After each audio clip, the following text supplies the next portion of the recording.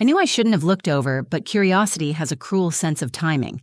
There he was, Brent, my ex-husband, sitting across the auditorium with that smug half-smile that used to make me weak, now just made my stomach twist. His new wife, Madison, perched beside him like a perfectly poised mannequin. And then it happened. Just as Kaya stood up to walk to the stage, Brent leaned toward Madison and muttered, "She's just like her mom. Always second place." My heart dropped. I heard it, clear as day, every syllable soaked in contempt, aimed like a dart straight at me. Then Madison chuckled, a soft, syrupy kind of laugh, fake and mean all at once, and said, "Good thing her looks came from Dad." I froze. For a moment, it felt like the world went quiet, like the air itself got heavier. My hands, resting on my knees just seconds ago, clenched into tight fists in my lap. I could feel the heat rise up my neck, flushing my cheeks. My eyes darted toward Kaya. She was just stepping onto the stage. But then, she hesitated. She must have heard them. Her shoulders tensed. That confident spark she had just seconds ago, the one she practiced in the mirror with me the night before, it dimmed. Her head dipped slightly. Her lips pressed into a thin, trembling line. I wanted to scream. How dare they? In front of Kaya, on a night that meant everything to her? To us? I glanced back at Brent, who had already turned his attention to his phone, casually scrolling like he hadn't just shattered something precious. Madison was whispering to him, eyes twinkling with amusement. Their ease only made my skin crawl. Why did his words still hurt? After all these years, after the divorce, after raising Kaya on my own, after pulling myself out of the wreckage he left behind, why did a few snide words still feel like knives? Was it because deep down I'd spent years believing him, that I wasn't enough, that I'd always come in second? I swallowed hard, trying to focus on Kaya again. She stood there, holding a slim envelope in her hands, blinking quickly like she was trying to shake the sting of tears. I knew that look. I had worn that same expression the day he left. My chest tightened. I wanted to stand up, to yell across the gym, to demand they apologize, to protect my daughter like I always had. But something held me back. A whisper in my head told me, "Not yet. Let her have this moment." But oh God, was it ruined already? The auditorium was packed, buzzing with applause and camera flashes, but for me, it felt like we were trapped in a snow globe, muffled, distant, suffocating. Kaya's voice came over the microphone, shaky but clear. "This isn't the real award," she said softly. "That comes later tonight." The crowd quieted. A few confused murmurs echoed from the bleachers. I felt my breath catch. My mom, sitting beside me, leaned in with furrowed brows. "What's she talking about?" I don't know," I whispered. My son, Leo, sitting on the other side of me, tugged at my sleeve. "Is Kaya okay, Mom?" I nodded, but I wasn't sure I believed it. My fingers were numb, my pulse pounding in my ears. Something was happening. Something Kaya hadn't told me about. And as she stepped back from the podium and walked off stage, face unreadable, the room settled into an uneasy quiet. Brent smirked. Madison whispered something else.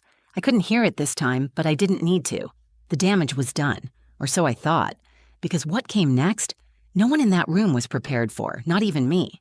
The night had started out so beautifully. The gym at Willow Creek High was glowing, literally. String lights hung in lazy arcs across the ceiling, casting a soft golden hue over the rows of folding chairs. There were blue and gold banners taped to the walls, each one fluttering slightly from the whir of the overhead fans. Parents milled about in heels and ties, murmuring small talk and snapping photos at every opportunity. The kind of night where hope hung in the air, thick and electric. I had picked out Kaya's dress weeks ago, a deep green satin that complemented her hazel eyes and made her look, not like a kid, but like a young woman stepping into her own. She didn't like flashy things, never had. But tonight, she'd let me curl her hair and dab on a little mascara, just a touch.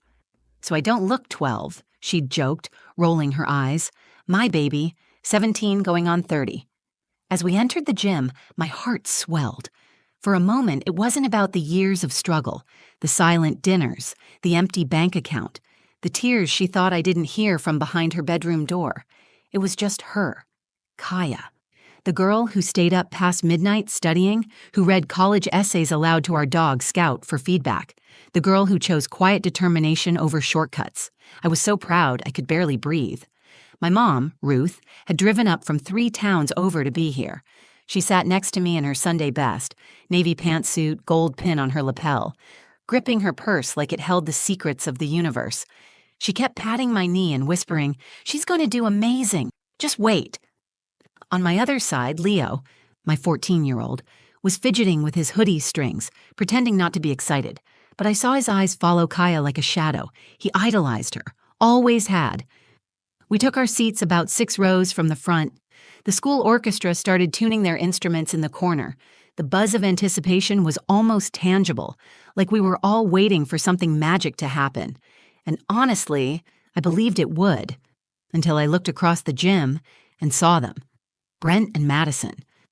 I hadn't seen Brent in nearly a year, not since Kaya's birthday, when he stopped by with a half-hearted card and a Starbucks gift card. He looked good. Annoyingly good. Pressed shirt, clean shave, that same confident slouch he used to have when we were younger. Back when I thought that kind of charm was strength. Madison was practically glowing. Blonde hair, perfectly styled, heels too high for a school gym, and a laugh that cut through the noise like a bell. They looked rehearsed, like they belonged on a reality show called Divorced Dad Tries Too Hard. I sucked in a breath and looked away. Tonight wasn't about them. It wasn't about me either. It was about Kaya, her moment, her stage. But no matter how many times I told myself that, a familiar knot twisted in my stomach. It always came when Brent was near. This mix of shame, anger, and something I hated admitting. Insecurity. He had moved on, fast, built a new life with granite countertops and Instagram smiles. And I was still renting a 2-bedroom apartment and eating cereal for dinner some nights to make sure Kaya could afford test prep. Still, I forced a smile as Kaya turned around and gave me a little wave from her seat at the front. She looked confident, ready. If only I had known how quickly that would change. If only I had known what Brent was about to say, and what it would trigger in all of us. But that's the thing about nights like this. You never expect the moment everything shifts. You just feel it, like a cold wind sneaking in through a door you thought was closed. It happened fast, the kind of moment that unravels you before you realize you're even fraying. Kaya's name was called for her first award, Outstanding Academic Excellence. The crowd applauded politely. It wasn't the big one, not yet, but I still clapped like it was the Nobel Prize.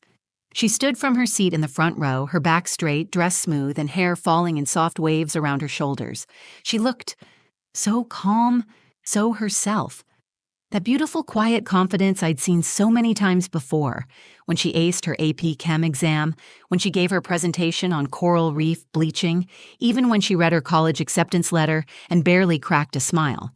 That was Kaya, grace under pressure. And then I heard it. Brent leaned sideways, not even whispering, just low enough to avoid being picked up by anyone but the people around him, and said to Madison, "She's just like her mom, always second place." The words hit me like an open-handed slap, a dull, burning sting. I couldn't breathe for a second. Madison laughed, soft, breathy, cruel. Good thing her looks came from Dad. My jaw clenched, my fists curled on instinct. My fingernails dug into my palms, but I barely felt it. Every sound in the gym dulled. The applause, the distant rustle of chairs, even the announcer's voice faded under the weight of those 2 sentences. Kaya was already walking toward the stage, but something in her gait shifted. Her steps faltered for half a second. Her head turned, just slightly, toward where her father sat. She heard them. I knew she did. Her back stiffened. Her shoulders, usually relaxed and fluid, tensed like she was bracing against wind. When she reached the podium and turned to face the crowd, I saw it in her eyes. She was blinking too fast, just like I used to when I was trying not to cry in public. My chest ached. I wanted to run to her to tell her it didn't matter, that they didn't matter. I wanted to shout at Brent across the room, tell him how disgusting he was. How dare he try to ruin this for her, for us. But I didn't move. I couldn't. I was frozen by fury, by heartbreak. Why? Why now? Was his ego so fragile he couldn't let her have even this moment?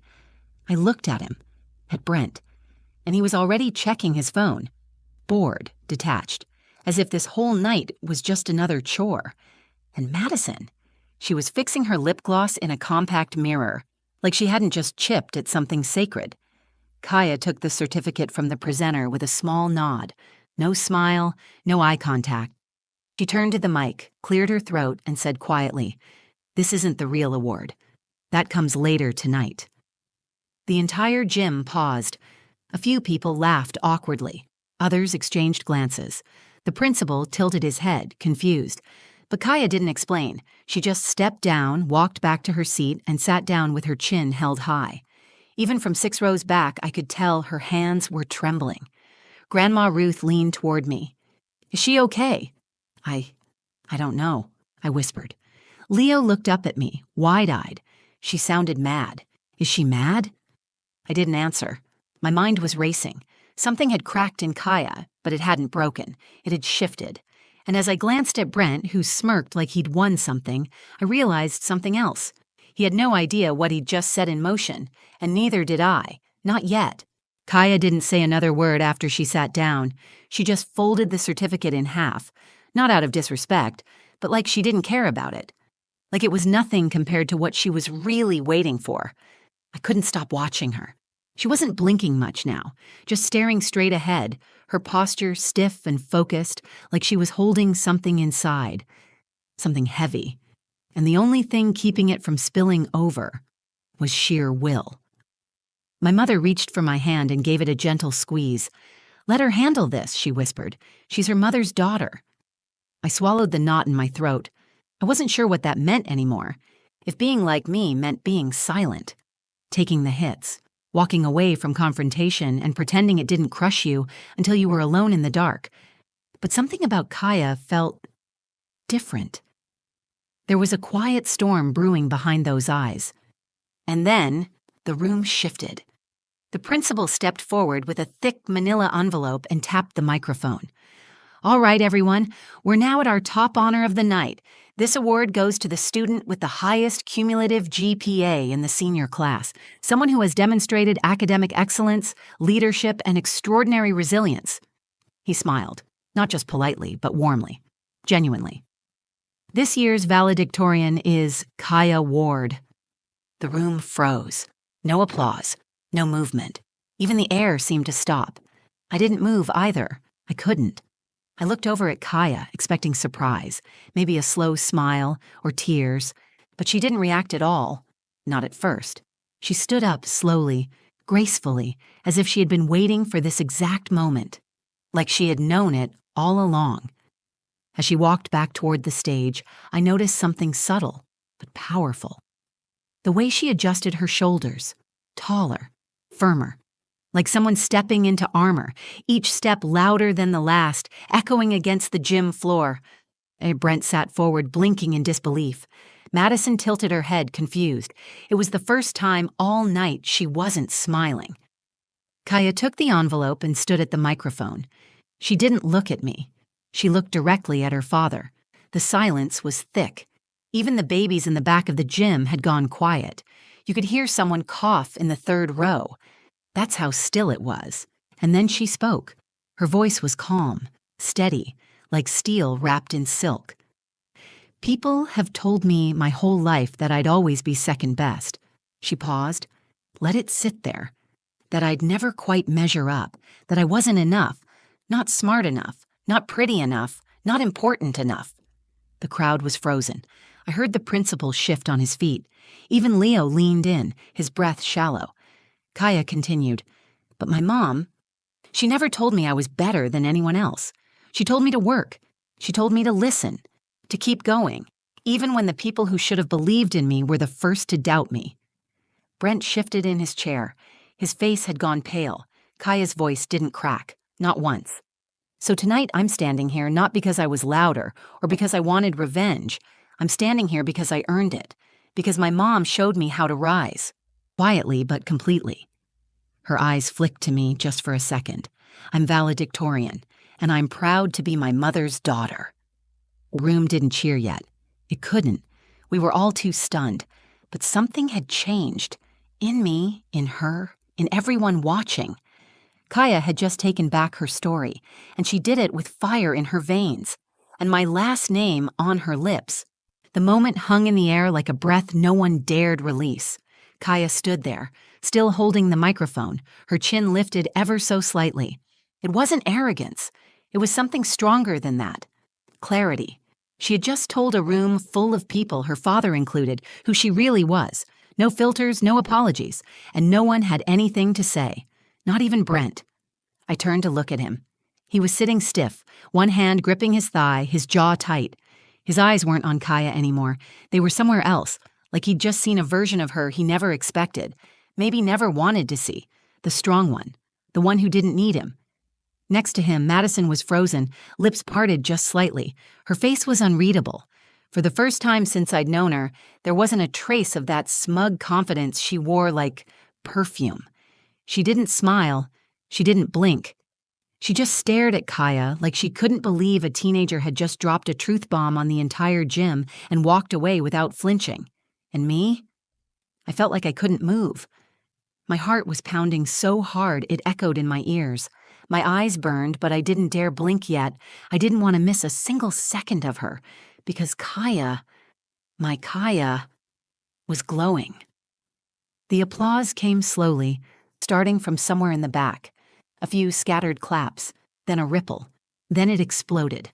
A standing ovation that roared through the gym like a wave crashing against silence. I stood too.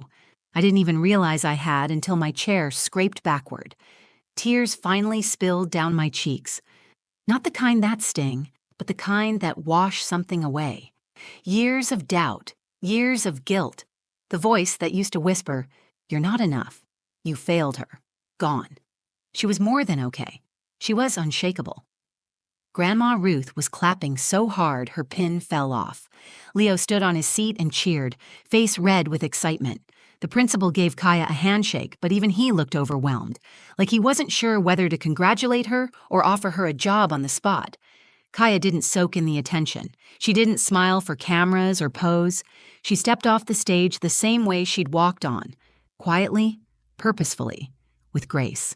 She walked straight to me. I was already crying, trying to collect myself, but when she wrapped her arms around me, everything just cracked open. She whispered, "Did I go too far?" I shook my head, still crying. "No, baby, you didn't go far enough."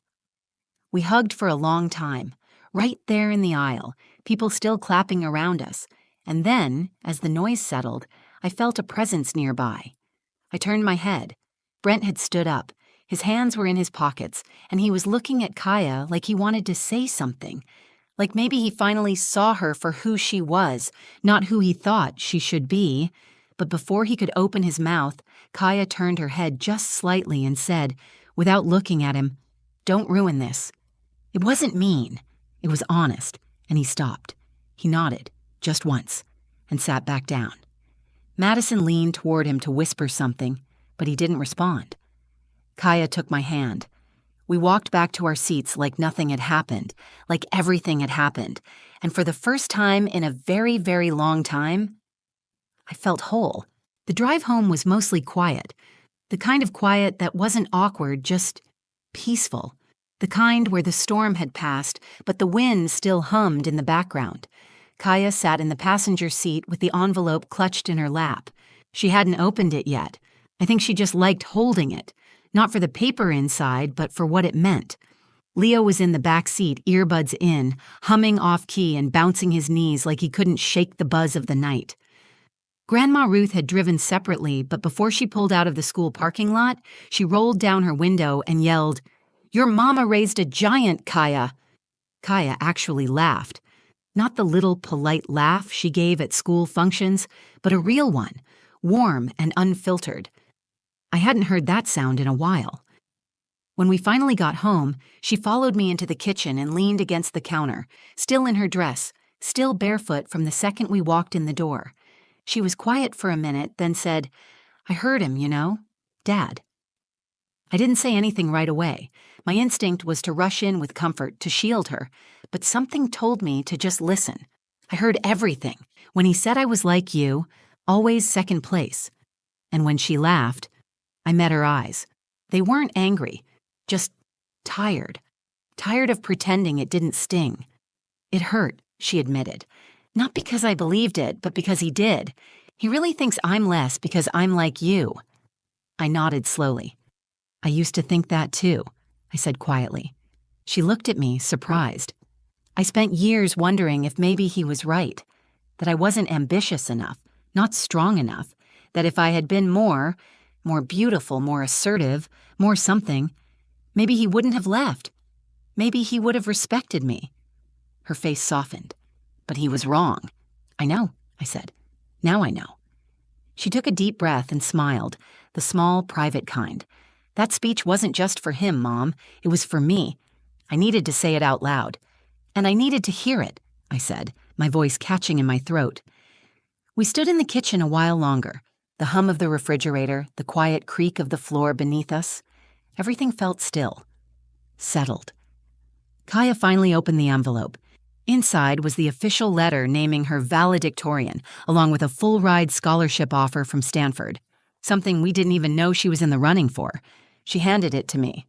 I want you to hold on to it. I wouldn't have gotten this without you. I held the letter like it was made of glass, but what she said next hit me harder than anything else that night. You showed me how to be strong without having to be loud, how to stay kind even when people don't deserve it, and how to stand up, not with fists, but with truth. Tears filled my eyes again. This time, I didn't fight them. That night, I watched her fall asleep on the couch with Leo curled up beside her, his head on her shoulder. The letter rested on the coffee table, a soft glow from the lamp hitting the Stanford crest. And I realized something. You don't have to scream to change the story.